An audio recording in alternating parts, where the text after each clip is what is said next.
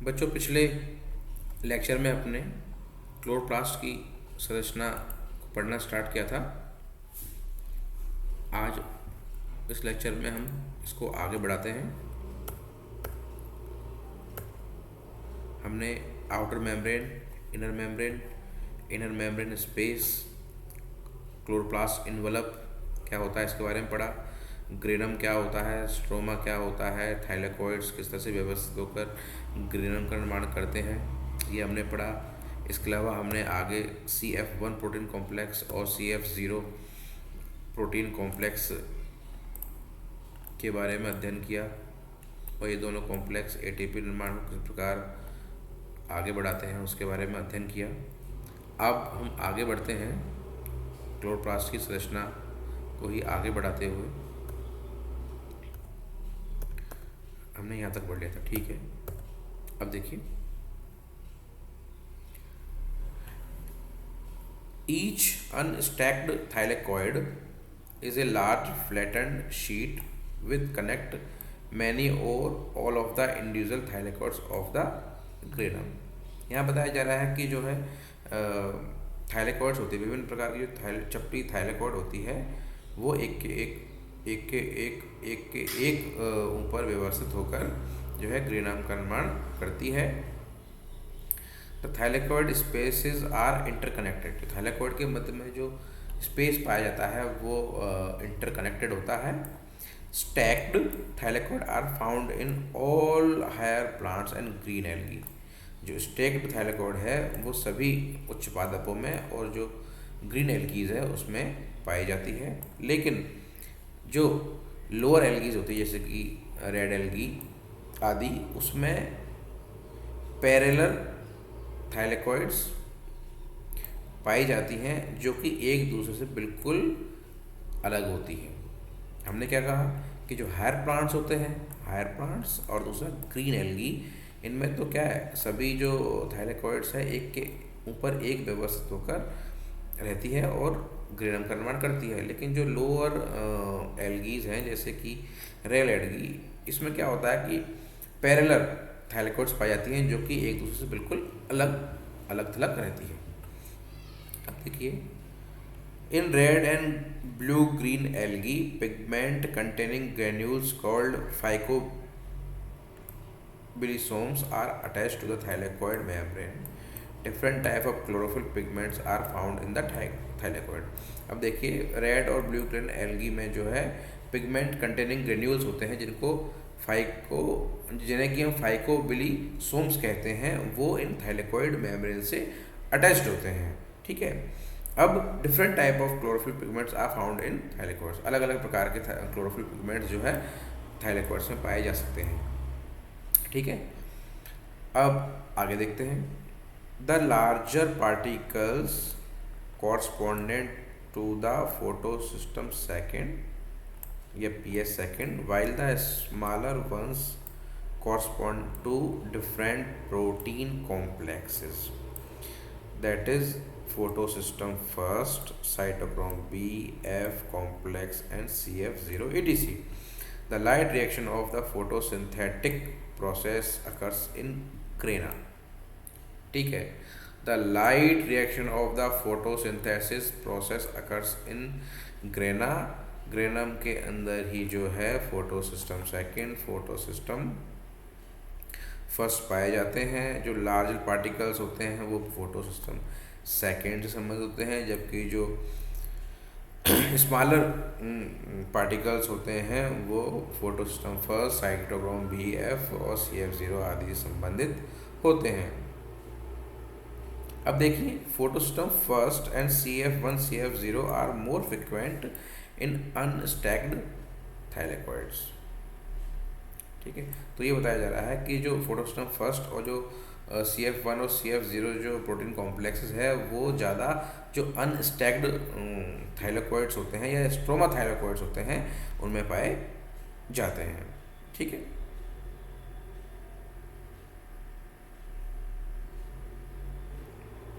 देखिए, अनस्टैक्ड थाइलेकोइड, ठीक है, इनमें मुख्यतः फोटोसिस्टम फर्स्ट और CF1 और CF0 जो है प्रोटीन कॉम्प्लेक्सेस पाए जाते हैं। आप ये याद रखिए कि जो फोटोसिस्टम फर्स्ट और फोटोसिस्टम सेकंड है, यानी कि जो लाइट रिएक्शन है वो ग्रीनम के अंदर संपन्न होती है। ठीक है, लार्जर पार्टिकल्स है वो फोटोसिस्टम सेकंड से संबंधित होते हैं, जबकि जो स्मॉलर पार्टिकल्स है वो फोटोसिस्टम फर्स्ट और साइटोक्रोम Bf और CF0 कॉम्प्लेक्स से संबंधित होते हैं। और फोटोसिस्टम फर्स्ट और CF1 CF0 जो प्रोटीन कॉम्प्लेक्स होता है वो अधिकतर अनस्टैक्ड जो है थाइलेकोइड या जिसे हम स्ट्रोमा थाइलेकोइड भी बोलते हैं उसमें पाया जाता है। ठीक है,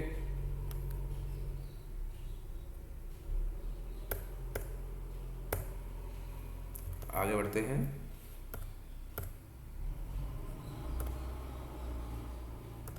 अब हमने ये पढ़ लिया बच्चों अपना ग्रेना पार्ट। अब हम स्टार्ट करते हैं अपना क्लोरोप्लास्ट का स्ट्रोमा वाला पार्ट। ठीक है, तो इनर मेम्ब्रेन के अंदर ग्रेनम के अलावा जो भी स्पेस बचा हुआ है वो सब स्ट्रोमा है। ठीक है, ये समझिए आप। The stroma is composed of fine granules. Stroma जो है वो छोटे छोटे ग्रेन्यूल्स का बना होता है। Starch grains and lipid deposits called plastoglobules are present in the stroma. ठीक है, स्टार्च ग्रेन हो गया और लिपिड डिपॉजिट हो गया, जैसे कि हम प्लास्टोग्लोब्यूल्स कहते हैं, वो स्ट्रोमा में पाए जाते हैं। ठीक है, they serve as a lipid reservoir for the formation of thylakoids membrane. अब ये जो स्टार्च जो ग्रेन्यूल्स है प्लास्टोग्लोब्यूल्स है वो एक तरह से लिपिड रिजर्वायर का काम करते हैं, लिपिड आशय काम करते हैं, जिससे कि थाइलेकोइड्स मेम्ब्रेन का निर्माण हो सके। थाइलेकोइड बनेगा तो ग्रेनम बनेगा, ग्रेनम पूरी स्ट्रक्चर बनेगी तो उसके अंदर फोटोसिस्टम फर्स्ट सेकंड होंगे, तो उसके निर्माण के लिए आवश्यक है। तो लिपिड स्ट्रोमा में पाया जाना बहुत ज़रूरी है। In higher plants large granules called stroma centres are found in the stroma.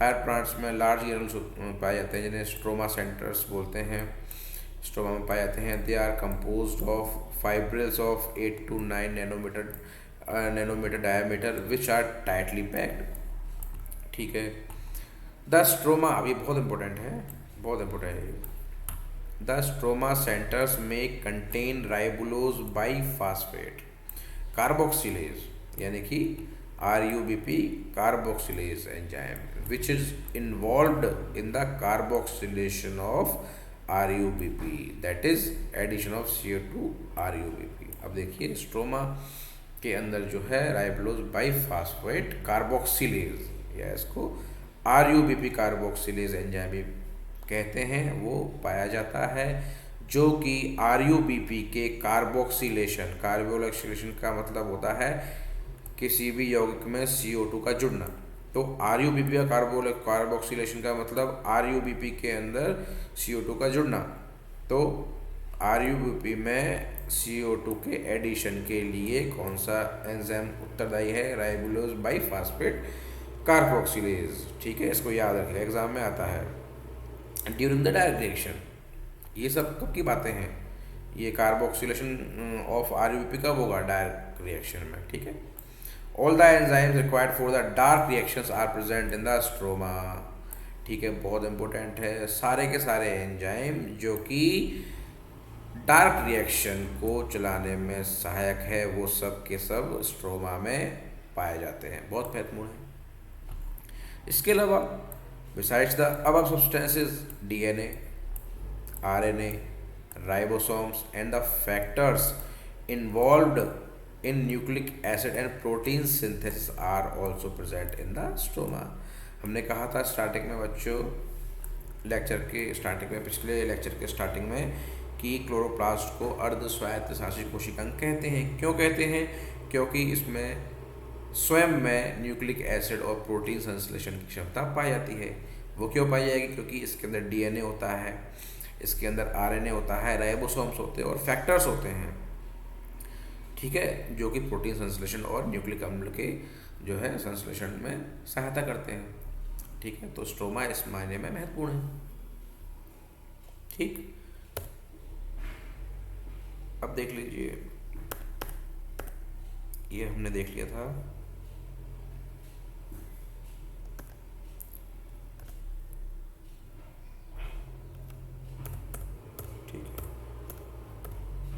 ये और देख लेते हैं, इसको स्ट्रक्चर और देख लेंगे लास्ट में। अब क्लोरोप्लास्ट का जो है डिफ्रेंशिएशन या डेवलपमेंट किस प्रकार से होता है वो देख लेते हैं। तो यहाँ बोला जा रहा है कि क्लोरोप्लास्ट डेवलप फ्रॉम प्रोप्लास्टिड्स, ठीक है। क्लोरोप्लास्ट होते हैं वो प्रोप्लास्टिड से व्युत्पन्न होते हैं, which are small double membrane vesicles of about 1 picometre in diameter without any external organisation. कहने का मतलब ये है कि क्लोरोप्लास्ट की जो व्युत्पत्ति होती है वो प्रोप्लास्टिड से होती है, पहले ये बात ध्यान रखिए। Which are small double membrane vesicles होते हैं, जो कि डबल मेम्ब्रेन वेसिकल्स होती है 1 पिकोमीटर जो है डायमीटर की, ठीक है।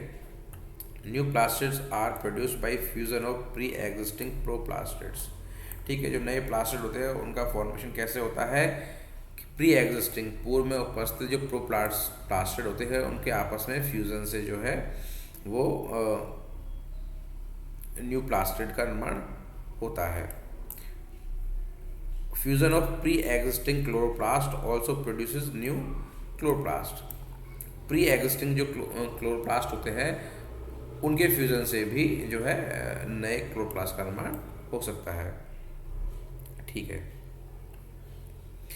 Proplastid give rise through differentiation to different types of plastid, ठीक है। ये जो प्रोप्लास्टिड है बच्चों, उसे भी नहीं कि सिर्फ क्लोरोप्लास्ट का निर्माण करता है, इसमें विभेदन की प्रक्रिया होती है और विभेदन के प्रक्रिया के फलस्वरूप ये अलग अलग प्रकार के जो है प्लास्टिड का निर्माण करता है, और उन्हीं का एक प्रकार है क्लोरोप्लास्ट। प्लास्टिड एक बड़ी टर्म है और क्लोरोप्लास्ट जो है वो एक छोटी टर्म है। तो प्रोप्लास्टिड से प्रोटियोप्लास्ट का निर्माण हो सकता है, लिपोप्लास्ट का निर्माण हो सकता है, एमाइलोप्लास्ट का निर्माण हो सकता है, ठीक है। और इस प्रोप्लास्टिड को यदि लाइट की प्रेजेंस मिल जाए तो ये क्लोरोप्लास्ट बनाता है, और अंधेरे की उपस्थिति में ये इटियोप्लास्ट बनाता है। अब ये जो क्लोरोप्लास्ट और जो इटियोप्लास्ट होते हैं ये भी लाइट और डार्कनेस की उपस्थिति में आपस में इंटरचेंज हो सकते हैं। जैसे कि जो क्लोरोप्लास्ट है वो अंधेरे में इटियोप्लास्ट में चेंज हो जाएगा, और जबकि इटियोप्लास्ट को अगर लाइट मिल जाती है तो वो क्लोरोप्लास्ट में चेंज हो जाएगा। तो इस प्रकार से ये चलता रहता है, ठीक है। ये हमारी अल्ट्रा स्ट्रक्चर ऑफ क्लोरोप्लास्ट समाप्त हुई। एक और डायग्राम फिर से देख लेते हैं। ये हमने देख लिया था बच्चों, दोबारा देख लेते हैं। आउटर मेम्ब्रेन, देखिए सबसे बाहर आउटर मेम्ब्रेन, उसके बाद इनर मेम्ब्रेन, उसके दोनों के बीच में इनर मेम्ब्रेन स्पेस, इन तीनों को मिला के बोलेंगे हम क्लोरोप्लास्ट इनवलप, ठीक है। ये कंप्लीट हो गया। उसके बाद हम देखते हैं कि संपूर्ण क्लोरोप्लास्ट को 2 भागों में बांटा हमने, ग्रेना और स्ट्रोमा, ठीक है। स्ट्रोमा के अंदर ग्रेनम निलंबी अवस्था में पाए जाते हैं। जो ग्रेनम होते हैं वो कई थाइलेकोइड से मिलके बने होते हैं। विभिन्न प्रकार के जो थाइलेकोइड्स होते हैं वो एक के ऊपर एक सिक्के के रूप में, डेरी के रूप में इकट्ठे होकर ग्रेनम का निर्माण करते हैं, ठीक है। ये एक जो है थाइलेकोइड्स का समूह दूसरे थाइलेकोइड समूह के से एक विशेष प्रकार के चैनल से जुड़ा होता है। इसे हम फ्रेट चैनल भी बोलते हैं बच्चों, इसको याद रखना, मैं भूल गया बताना। एक जो ग्रेनम का ढेर है वो दूसरे ढेर के साथ में एक फ्रेट चैनल, फ्रेट बोलते हैं उसको, उसके द्वारा जुड़ा हुआ होता है, ठीक है। अब जो थाइलेकोइड्स होते हैं इनमें भी थाइलेकोइड स्पेस पाया जाता है, थाइलेकोइड मेम्ब्रेन पाई जाती है। और जो बच्चों ये भी महत्वपूर्ण है, ये मैं बता चुका हूँ मैं आपको, कि जो अनस्टैक्ड थाइलेकोइड होते हैं, अनस्टैक्ड जो थाइलेकोइड है उन्हें स्ट्रोमा थाइलेकोइड भी कहा जाता है, ठीक है। ये हो गया, इसको हमने देखा था, इसको देख लेते हैं। हाँ, इसमें डीएनए पाया जा रहा है, इसमें आरएनए पाया जाएगा, राइबोसोम्स पाए जाएंगे, वो दिखाए हुए नहीं है, ठीक है। एक और 3D स्ट्रक्चर है, ये देख लेते हैं। स्ट्रोमा, ठीक है, ग्रेनम पढ़ लिया, इनर मेम्ब्रेन बाहर की तरफ, अंदर की तरफ, आउटर मेम्ब्रेन बाहर की तरफ, इंटर मेम्ब्रेन स्पेस, ठीक है। स्ट्रोमा के अंदर हमने पढ़े थे स्टार्च ग्रेन्युलोप्लास्ट ग्लोब्यूलिस पाए जाते हैं।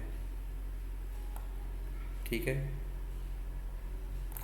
अब स्ट्रोमा के अंदर क्लोरोप्लास्ट डीएनए पाया जा रहा है, राइबोसोम्स पाए जाते हैं, ड्रॉप्स ऑफ लिपिड्स पाई जाती हैं। ये जो लिपिड्स ड्रॉप्स होती हैं, ठीक है, ये लिपिड रिजर्वायर का काम करती है, जो कि बाद में अपने थाइलेकोइड मेम्ब्रेन के निर्माण में सहायक होती हैं। थाइलेकोइड्स, काफ़ी सारी थाइलेकोइड्स मिलके ग्रेनुलम का निर्माण करती है और लेमिला नामक संरचना भी इसमें पाई जाएगी। ठीक है, इसको हम पढ़ चुके थे। CF1 protein complex, CF0 protein complex. ठीक है, अनस्टैक्ड थाइलेकोइड्स जो है उन्हें हम स्ट्रोमा थाइलेकोइड्स बोल रहे थे। PS फर्स्ट और PS सेकेंड जो है ग्रेनम में पाया जाता है। थाइलेकोइड स्पेस के बारे में देख लिया, थाइलेकोइड मेम्ब्रेन हमने पढ़ ली थी। स्टैक्ड थाइलेकोइड इसे हम ग्रेनम बोलते हैं और अनस्टैक्ड थाइलेकोइड उसको हमें स्ट्रोमा थाइलेकोइड बोलते हैं। इसको याद रखिएगा, दोनों का अलग है, अनस्टैक्ड थाइलेकोइड और स्टैक्ड थाइलेकोइड। ठीक है, membrane face adjacent to stroma, membrane face inside the thylakoid. ठीक है, ठीक है, ये हमने पढ़ लिया कि प्रोप्लास्ट से डिफ्रेंशिएशन के द्वारा किस प्रकार से क्लोरोप्लास्ट, इडियोप्लास्ट, प्रोटियोप्लास्ट, लिपोप्लास्ट, एमाइलोप्लास्ट आदि का निर्माण होता है और लाइट या डार्कनेस की उपस्थिति में क्लोरोप्लास्ट और इडियोप्लास्ट आपस में किस प्रकार से इंटरचेंज हो सकते हैं। अब देखिए लास्ट जो टॉपिक है इसका वो देख लेते हैं, फंक्शंस ऑफ क्लोरोप्लास्ट। क्लोरोप्लास्ट क्या क्या फंक्शंस हैं वो देखते हैं। तो फर्स्ट है, ये इंपॉर्टेंट है बच्चों, इसमें एग्जाम्स में क्वेश्चन आते हैं, ऑब्जेक्टिव में भी और आपके जो BSc की सब्जेक्टिव पेपर्स है उसमें भी प्रश्न पूछे जा सकते हैं आपसे। ठीक है, तो इसको देख लेते हैं। The most important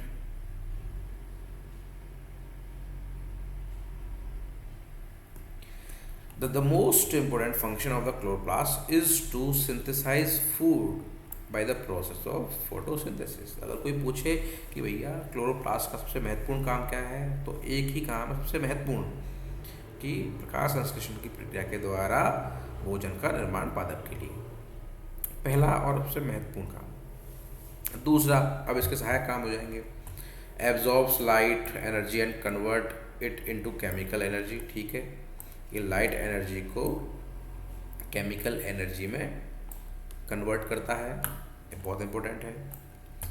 chloroplast has a structure called chlorophyll.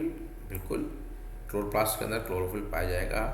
Which functions by trapping the solar energy and used for the synthesis of the food in all green plants. भाई क्लोरोप्लास्ट के अंदर क्लोरोफिल नामक संरचना पाई जाती है कि जो कि संपूर्ण हरे पादपों में क्या करती है, जो सोलर एनर्जी है उसको ट्रैप करती है और उसके द्वारा जो है आगे फूड का निर्माण होता है। ओके, अगला इंपॉर्टेंट है, produces NADPH and molecular oxygen by photolysis of water. Chloroplast क्या करता है, जल के प्रकाशिक अपघटन के द्वारा मॉलिक्यूलर ऑक्सीजन और NADPH का निर्माण करता है, ऊर्जा का निर्माण करता है। ठीक है, produces ATP adenosine triphosphate by the process of photosynthesis. Photosynthesis की प्रक्रिया में ATP का निर्माण भी होता है।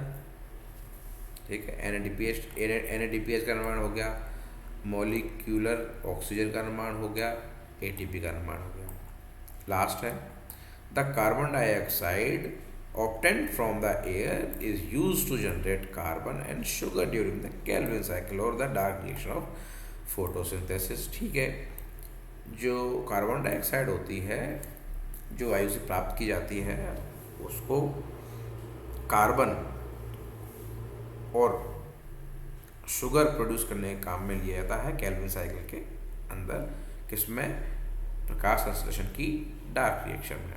तो प्रकाश संश्लेषण की डार्क रिएक्शन में वायु से प्राप्त जो कार्बन डाइऑक्साइड होती है उसका उपयोग कार्बन और शर्करा उत्पन्न करने के लिए काम में लिया जाता है। ठीक है बच्चों, तो ये जो है आज हमारा 2 लेक्चर्स में अपना जो ultra structure of chloroplast and functions of chloroplast समाप्त हुआ। एक सलाह और देना चाहूँगा बच्चों, मान लीजिए आपको कोई टॉपिक को समझने में कठिनाई हो रही है या फिर एक वीडियो लेक्चर के द्वारा उसको समझने में आपको दिक्कत आ रही है, तो आप यूट्यूब पे आसानी से सर्च करके किसी भी टॉपिक में आप उसको अलग अलग तरीके से अलग अलग जो लेक्चर्स है उसके द्वारा संपूर्ण रूप से समझ सकते हैं। जैसे कि मान लीजिए मैंने आपको ये टॉपिक पढ़ाया है क्लोरोप्लास्ट, उसमें आपको कुछ लगता है कि मुझे और एडिशन करना है, तो आप यूट्यूब पे जाके सर्च करेंगे तो आपको उसका आपके प्रश्नों का उत्तर मिल जाएगा। जैसे कि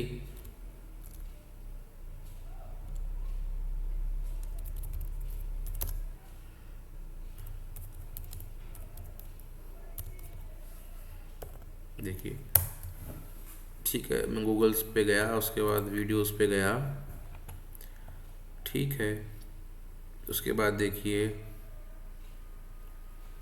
मान लो ये मुझे देखना है,